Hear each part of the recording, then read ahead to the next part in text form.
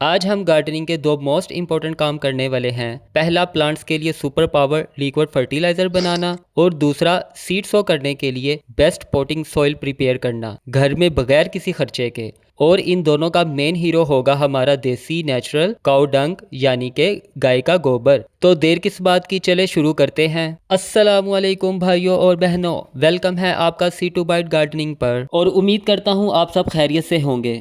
जी, तो यहाँ पे मैं काऊ डंग यानी कि गाय का गोबर यूज़ कर रहा हूँ, जो सूखा हो या थोड़ा सा पुराना भी हो वो ज़्यादा बेहतर होगा। जी, और दूसरा मैं मिकदार आपको इस तरह समझा दूँ कि आपने 1 किलो गाय का गोबर लेना है और साथ 10 लीटर पानी उसके अंदर ऐड करना है।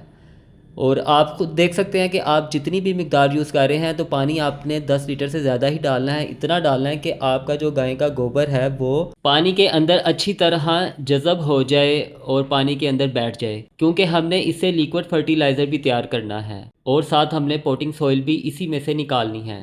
तो पानी डालने के बाद अच्छी तरह इसको आप एक दफ़ा मिक्स कर लेंगे। मिक्स करने के बाद आप इसको शेडी एरिया में रख देंगे 1 दिन के लिए और साथ कवर कर देंगे। और बैक्टीरिया की ग्रोथ बढ़ाने के लिए हम इसके अंदर 2 चीज़ें ऐड करेंगे।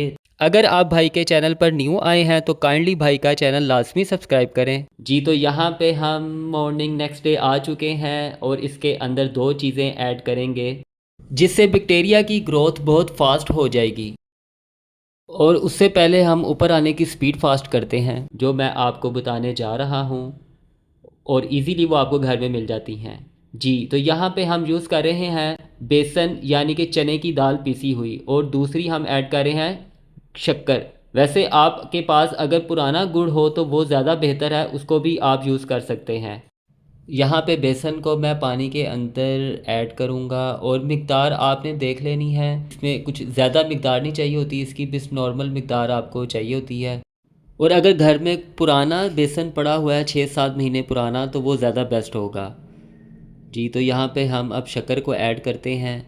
शक्कर बेसिकली जो गुड माइक्रोब्स होती हैं उनकी फूड होती है, जिससे वो फर्टिलाइज़र को बहुत पावरफुल बना देती हैं। तो ये चीज़ें हम इसलिए ऐड करते हैं कि हम जल्दी जो है वो प्रोसेस इसका स्टार्ट कर सकें, जिससे हमारी जो गोबर की खाद है वो जल्दी फर्टाइल हो जाए, ताकि 1 वीक के बाद हम इसको अपने प्लांट्स में इजीली दे सकें और प्लांट्स की ग्रोथ जो है वो बहुत अच्छी होगी। जी, तो ये 1 दिन तक हमने इसको कवर करके रखा था। अब इसमें इसको थोड़ा सा लकड़ी की मदद से हम मिक्स कर लेंगे। तो यहाँ पे आपको मैं एक बात बताता चलूँ कि आपने ये सारा काम ऐसी जगह पर करना है जहाँ पे आपकी आमदोरफ्त ज़्यादा ना हो, क्योंकि ये बहुत स्मेल वाला प्रोसेस होता है। और फिर हम इसके अंदर बेसन और शक्कर का मिक्सचर जो हमने रेडी किया है वो ऐड करेंगे। ऐड करने के बाद हम इसको 1 वीक के लिए ऐसे ही रहने देंगे, और क्योंकि हम इसको आफ्टर 1 वीक के बाद ही यूज़ करेंगे। अगर ज़्यादा अच्छा रिज़ल्ट चाहते हैं तो कम से कम 2 वीक्स के बाद हम इसको यूज़ करेंगे प्लांट्स में, और वो भी मैं आपको बताऊंगा किस तरह यूज़ करेंगे। तो यहाँ पे हम आ जाते हैं पोटिंग सॉइल की तरफ जो हमने रेडी करनी है। तो दोस्तों, ये सारा काम मैंने घर की छत पर बैठकर किया है। आप भी कर सकते हैं। सबसे पहले तो आपने शर्म महसूस नहीं करनी गार्डनिंग करते वक्त, क्योंकि ये चीज़ें जो हैं ये आप अपने और अपने घर वालों के फ़ायदे के लिए ही करते हैं। तो इसलिए आपने कभी भी शर्माना नहीं है इस काम को करते वक्त। जी, तो आप ये देख सकते हैं कि कितने पत्थर जो हैं वो इसमें से निकले हैं। तो इसको अच्छी तरह साफ़ करना है आपने, और फिर आप इसको जो है वो पीस लेंगे हाथ की मदद से। तो आप लोगों ने कमेंट्स में भाई को बताना है कि क्या आपने पहले इस तरह पोटिंग सॉइल तैयार की है घर में। जी, तो अब हम इसको बकेट में डाल लेंगे। वीडियो आपने स्किप नहीं करनी, वीडियो आपने पूरी देखनी है, क्योंकि आगे आपको मैंने फर्टिलाइज़र किस तरह देना है वो भी दिखाना है। जी, तो ये देखें दोस्तों, ये हमारी पोटिंग सॉइल कितनी अच्छी तैयार हो चुकी है। अब हम इसके अंदर बीट रूट के सीड लगाएंगे और फिर कुछ दिनों के बाद का रिज़ल्ट भी आपके साथ शेयर करेंगे।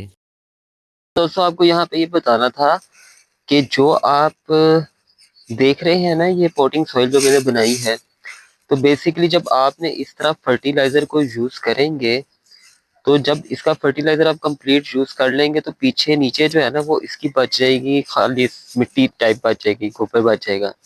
तो आपने क्या करना है, उसको आपने सुखा लेना थोड़ा सा, और उसके बाद आपने उसको साफ करके, जो आपने वीडियो में देखा है कि मैंने साफ किया है, इस तरह आपने साफ करने के बाद उसको अपने लिए पॉट में रख लें, यानी कि वो आपकी फिर पॉटिंग सॉइल तैयार हो जाएगी जब आप उसको अच्छी तरह साफ कर लेंगे। और पॉटिंग सॉइल जो आपकी तैयार होगी वो तकरीबन 1 महीने के बाद तैयार होगी। आपने इसी तरह ही फर्टिलाइजर जो है वो इसको इसी तरह ही रहने देना है, लिक्विड को। और ये आपने 1 वीक के बाद आप इसका जो है ना वो फर्टिलाइजर यानी कि लिक्विड सारा यूज कर लेंगे, और जो नीचे सॉलिड जो बच जाएगी, मिट्टी बच जाएगी, बेसिकली वो मिट्टी बन जाएगी, तो आपने उसको जो है वो खुश कर लेना है और फिर साफ कर लेना है, वो आपका पोटिंग सॉइल तैयार हो जाएगा। तो ये जो मैं तैयार कर रहा था ये तकरीबन 1-2 महीने से ऐसे ही पड़ा हुआ था, तो मैंने तैयार किया। तो आप लोगों को समझाने के लिए मैंने ये सारा कुछ प्रोसीजर जो है ये दोबारा किया, ताकि मैं आपको जल्दी से बता सकूं, आपको 1 महीना जो है वो वेट ना करना पड़े। जी दोस्तों, तो ये है वो हमारी पोटिंग सॉइल जो हमने बनाई है, और इसमें हमने बीट रूट के सीड लगाए थे। तो अभी जो है वो सीड लगाए तकरीबन 4 दिन हुए हैं, क्योंकि बीट रूट के भी जो सीड है वो तकरीबन 7 से 8 दिन ले जाते हैं जर्मिनेट होने में। लेकिन ये है कि यहाँ पे हमें थोड़ा थोड़ा सा वो क्लू मिल रहा है कि ये देखें ये सीड जर्मिनेट हो रहे हैं। तो यहाँ पे भी मैं आपको दिखाऊं तो यहाँ पे भी जो है वो सीड जर्मिनेट स्टार्ट हो चुकी है, जर्मिनेशन, ये देखें यहाँ। तो इंशाल्लाह 2 से 3 दिन में जो है ना वो इनकी भी जो कॉम्पले हैं वो बाहर निकल आएंगी। तो अब आप अपडेट तो आपको मिलती रहेगी, आप देखते रहेंगे वीडियो में। जी तो दोस्तों ये आप देख सकते हैं, तो इसको हम मिक्स कर लेंगे थोड़ा सा। उसके बाद मैं आपको बताऊंगा कि हमने इसको किस तरह अपने पौधों में अप्लाई करना है। यहाँ पे मैंने जो बोतल ली है इसका साइज है 1 लीटर। ठीक है, तो मैं आपको दिखाऊंगा कि 1 लीटर फर्टिलाइजर इसमें से निकालने के बाद उसमें हमने 10 लीटर पानी ऐड करना होता है। यानी कि अगर आप फर्टिलाइजर का 1 हिस्सा ले रहे हैं तो 10 हिस्से जो है वो आपके पानी के होंगे। ये हमने यहाँ पे 10 लीटर पानी लिया है। जी तो आप देख सकते हैं यहाँ पे मैंने 1 लीटर फर्टिलाइजर निकाल लिया है इसके अंदर से। अब इसको मैं पानी के अंदर मिक्स करूंगा।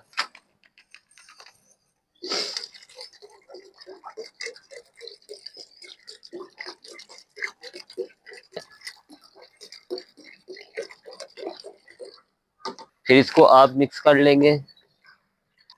तो अब हम इसे अपने पौधों में अप्लाई करते हैं। जी तो ये आप देख सकते हैं, ये मैं इसमें अप्लाई करने लगा हूँ।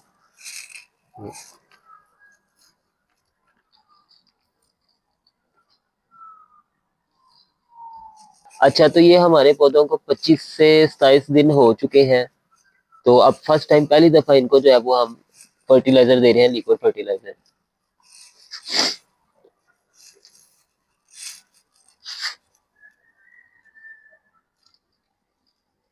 अच्छा, तो वो छोटा पोर्ट था उसमें मैं सिर्फ 1 गिलास दूंगा, और ये बड़ा पोर्ट है तो इसमें मैं 2 गिलास से दूंगा।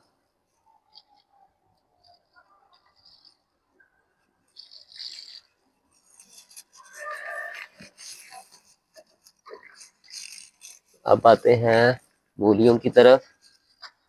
तो ये देखें माशाल्लाह, इनकी भी ग्रोथ आप देख सकते हैं, इतनी अच्छी ग्रोथ हो रही है इसकी भी।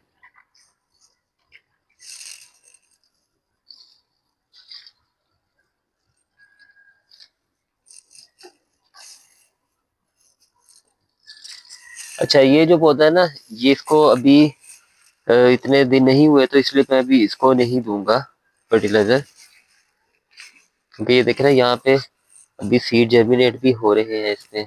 जी तो अब बारी आ जाती है हमारे शलजम की।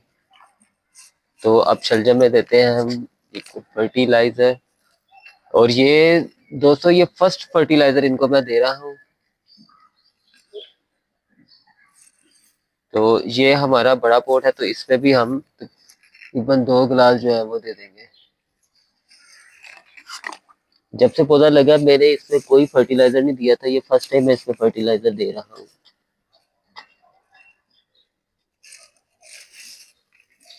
और माशाल्लाह इनकी ग्रोथ बहुत अच्छी ग्रोथ हो रही है।